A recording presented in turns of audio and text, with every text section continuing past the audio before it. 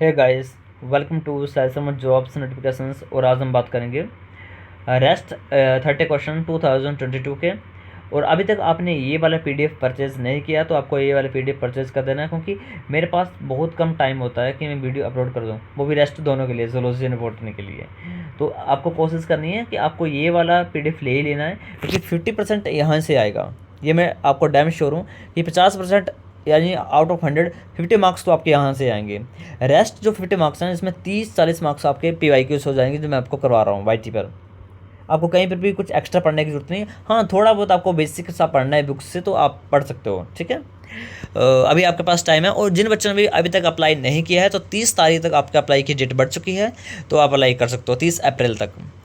अगर मैं बात करूँ इस पीडीएफ की, तो इस पीडीएफ में टोटल 15 चैप्टर हैं और हर एक चैप्टर के 100 MCQ हैं, और ये मात्र 149 रुपीज़ का आपको ये पीडीएफ मिल जाएगा। और बाय करने के लिए आपके पास यहाँ पर नंबर आपको दिख रहा है 8353879874। आपको डिस्क्रिप्शन में भी आपको ये नंबर मिल जाएगा, ठीक है। चलिए, question number 32। In a flower structure the syncarpous condition called. तो फ्लावर के अंदर ऐसी कंडीशंस को हम क्या बोलते हैं? Fused carpel, fused corolla, fused sepal, या ऑल ऑफ द अबव। देखो, ऑल ऑफ द अबव तो होगा नहीं। सिन कार्पस, कार्पस किसे बोलते हैं? पेटल्स को या सेपल्स को? तो 32 का जो आपका राइट आंसर है वो option number A, fused carpels, ठीक है। Question number 33। Find the odd one out. Cleistogamy, cleistogamy यानी सेल्फ पॉलिनेशन, जीनोगैमी यानी cross pollination, entomophily pollination by insect, anemophily pollination by birds. देखो, जो इजी है उनको सबसे पहले साथ में रखो। क्लिस्टोगैमी, क्लिस्टोगैमी होती है क्लोज्ड फ्लावर, और जब क्लोज्ड फ्लावर होती है यानी सेल्फ पॉलिनेशन होती है, तो ठीक है। जीनोगैमी, जीनोगैमी यानी जीनो का वर्ड ही होता है दो डिफरेंट है, यानी क्रॉस पॉलिनेशन, ठीक है। एंटोमो यानी इंसेक्टम। अब बच्चा क्या है? एनिमोफिली, वर्ड्स के थ्रू होती है वो ओरेंथोफिली होती है, ना कि एनिमो। एनिमोफिली कॉल्स होती है, वो कमेंट करना आपको, यानी right answer is option number D. Question number 34। Which among the following is an example of natural fibre. Natural fibre कौन सा है? कॉटन, सिल्क, वूल, या ऑल ऑफ दीज? तो right answer is option number D, all of these. Question 35. In which of the following fungal groups having motile cells with two lateral inserted flagella, tensile and biplex type? तो इसका जो right answer है वो है right answer option number C, oomachids। Question 36. In angiosperms, endosperm formation is the result of triple fusion, ठीक है। Seedless fruits are formed if the fertilization fails to take place। दो statement बताइए, आपको बताना है कौन सी सही है। एंडोस्पर्म जो बनता है वो ट्रिपल फ्यूजन से बनता है, आपको मैं कितनी बार बता चुका हूँ, बिल्कुल सही बात है। दूसरा पढ़ो, seedless fruits are formed if fertilization fails to take place. क्या दूसरी स्टेटमेंट भी सही है? पहली तो सही है। तो इसमें जो दोनों स्टेटमेंट है बिल्कुल सही है। पार्थेनोकार्प बोलते हैं, पार्थेनोकार्प, ये पार्थोजेनेसिस जो भी है, option B is the right answer. Question number 37। According to the fluid mosaic model of the cell membrane, which of the following is true about the phospholipids? The hydrophobic होता है पानी से डरने वाली, tails faces the interior whereas hydrophilic heads faces the exterior side of membrane. Phospholipid in the vilea can move laterally along to the plane of membrane. क्या दोनों statement सही हैं? ये पहली सही है, बताइए जरा। तो इसका right answer option number C, दोनों स्टेटमेंट बिल्कुल सही हैं, ठीक है। वो लेटरल मूवमेंट कर सकता है। Question number 38. In which of the following aspects are the components of the ecosystem seen in function as a unit? As a unit की तरह कौन फंक्शन करती है? प्रोडक्टिविटी, डिकम्पोजिशन, एनर्जी फ्लो, या all of these? Right answer option number D, all of these. Question number 39. The following arrangements is found in the Y collateral vacuoles bundle. और Y collateral vascular bundle में किस type की arrangement आपको देखने को मिलती है? तो xylem being sandwiched between a phloem, option A is the right answer. Question 40। Identify the incorrect one. आपको इनकरेक्ट चूज करना है, तो इसका right answer option number first है, micronutrient, calcium. Question 41। In which of the following group would you place a plant which produce spores and embryo but lacks seeds and vascular tissue? देखो, vascular tissue नहीं है और seeds भी नहीं है। देखो seeds नहीं है, ठीक है, विच और स्पोर्स और एम्ब्रियो होता है। देखो एम्ब्रियो बन चुका है, एम्ब्रियो बन चुका है यानी अलगे तो ऐसे कट हो गया, ठीक है। टेरिडोफाइट, देखो टेरिडोफाइट से वैस्कुलर सिस्टम स्टार्ट हो गया होता है, तो ये दोनों कट जाएंगे। इसमें लिखा है बट लैक्स है, सीड भी नहीं है और वैस्कुलर टिश्यू भी नहीं है। देखो टेरिडोफाइट से वैस्कुलर सिस्टम बनना स्टार्ट हो जाता है, और जिम्नोस्पर्म में तो सीड होते हैं आपके, होते हैं ना, हाँ होते हैं, बस फ्लावर के अंदर नहीं होते, बाहर होते हैं। यानी option B is the right answer, bryophyta.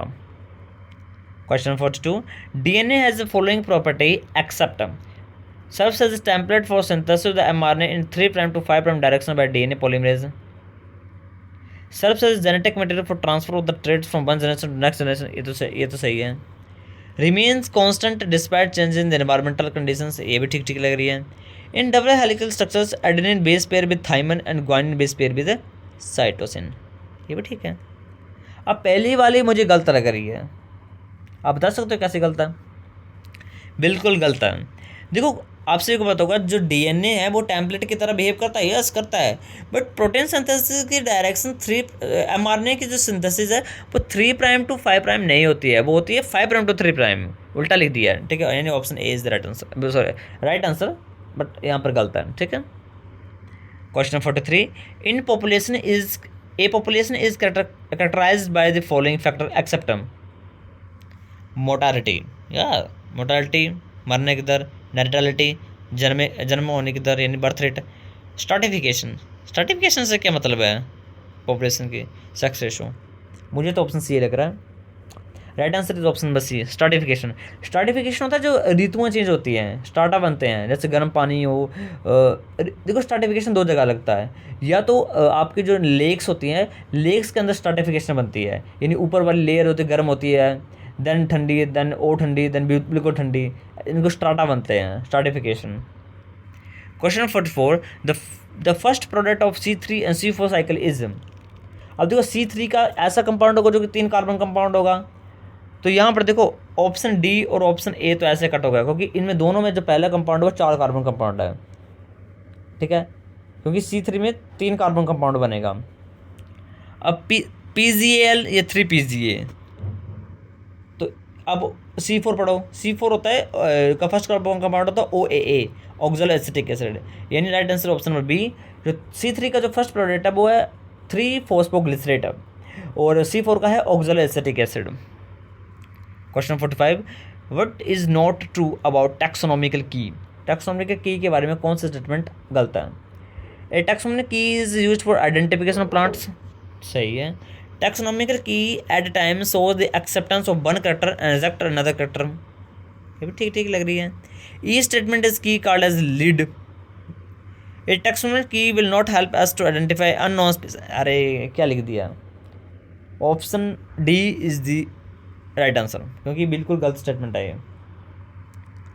Question number 46, in humans the gene for the eye color is present on the X chromosome. Brown eye color B is dominant to the blue color. A female with brown eye color BB marries with man with blue eye. What is the expected phenotype of the male and female children? ये आपको solve करना है, मैं सीधा आपको इसका right answer बताऊंगा। इसका जो राइट आंसर है option number C, both male and female have a brown eyes. Question number 47, identify the correct statement. In C3 plants Calvin pathway occurs in mesophyll cells, सही बात है। इन C4 plant Calvin pathway occurs in bundle of sheath, जिसका right answer both, बिल्कुल सही बात है। C3 में जो कैल्विन साइकिल चलती है वो मेसोफिल सेल्स में चलती है, बट C4 में चलती है बंडल ऑफ शीथ में। The process of osmosis involve the movement of solid का मूवमेंट होता ही नहीं है, सीधा कट। प्रोसेस ऑफ ऑस्मोसिस में पानी की मूवमेंट होती है, यानी सोलवेंट की, from low solid potential to higher solid potential, यानी ऑप्शन बी जो है वो सही होगा। तो इसका राइट आंसर होगा option number B. Question number 49, which of the following is correct interpretation of law of independent assortment. पढ़िए इसके ऑप्शन, इसका right answer option number B. Question 50, the following enzymes play important role in the opening of DNA replication origin and formation of the negative supercoil which aid to the unwinding of DNA। देखो negative सुपरकॉइलिंग कर रहा है, ये भी आखना तो इसका जो राइट आंसर है वो है option number B, DNA gyrase. Question 51, the net gain of ATP molecules in glycolysis, ये तो सभी का आता होगा। नेट गेन कितना होता है, 6 ATP या 2 ATP या 8 ATP? तो right answer is option number A, 2 ATP। Question number 52, during protein synthesis in prokaryotes which component is the last to join the initiation complex? तो last the larger ribosomal subunit, 50 subunit, ठीक है। Question 53, it has been established that the pyramid of energy is always upright because the energy conservation efficiency of herbivores is better than carnivores. Option A is the right answer. Question 54, to fix one molecules of nitrogen required how much ATP? बता सकते हो? Nitrogen को fix करने के लिए जो हमें ATP लगती है वो 16 ATP मोलिक्यूल्स लगते हैं, याद रखना इस बात को। Question 55, in your opinion which human activity have adverse effect on carbon cycle in atmosphere? तो right answer is burning of fossil fuels. Question 56, the enzyme pyruvate dehydrogenase is used in converting. Pyruvate dehydrogenase क्या बनाता है, pyruvic acid to lactic acid या pyruvic acid to acetyl coenzyme A? बाकी option मैं ही हटा देता हूँ, बताओ। तो पायरुवेट डिहाइड्रोजनेज करता है आपका pyruvic acid to acetyl coenzyme A. देखो जो pyruvic acid to lactic acid बनाएगा उसका नाम है लैक्टेट डिहाइड्रोजनेज, ना कि pyruvate dehydrogenase. Question 57, identify the correct pair. Trisomy, trisomy में आपका क्लिफेंटन सिंड्रोम नहीं होता है। मोनोजोमी टर्नर सिंड्रोम, हाँ ये सही है। डुप्लीकेशन क्राइडोचैट, क्राइडोचैट डुप्लीकेशन नहीं है, क्राइडोचैट में आई थिंक क्रोमोसोम नंबर 5 में डिलीशन होती है। तो 57 का right answer option number D, रुक जाओ, ट्राइजोमी 47, क्लिफेंटन सिंड्रोम, हाँ क्लिफेंटन सिंड्रोम, ठीक है ठीक है। ऑप्शन ए भी ठीक है, ऑप्शन ए भी सही है। एक सेकंड, अरे कट जा, ओके। तो यहाँ पर आपको ऑप्शन बी, डी हो गया right answer. Question 58, the major phytochemical is in saffron. Saffron में मेजर फाइटोकेमिकल कौन होता है, क्रोकस सटाइवा? तो 58 का जो right answer option number C, crocin, picrocrocin and safranal, option C. Question number 9, ये जेनेटिक्स से क्वेश्चन है, इसको पढ़ लीजिए, वीडियो को स्टॉप करके इसको सॉल्यूशन करना। इसका जो राइट आंसर है वो option number first, 50% red 50% white. The last question this video, the gene responsible for dwarfness in wheat and rice. Dwarfness के लिए कौन सा जीन रिस्पॉन्सिबल है? तो वो है नोरिन 10 और Dee geo woo gen, option A is the right answer.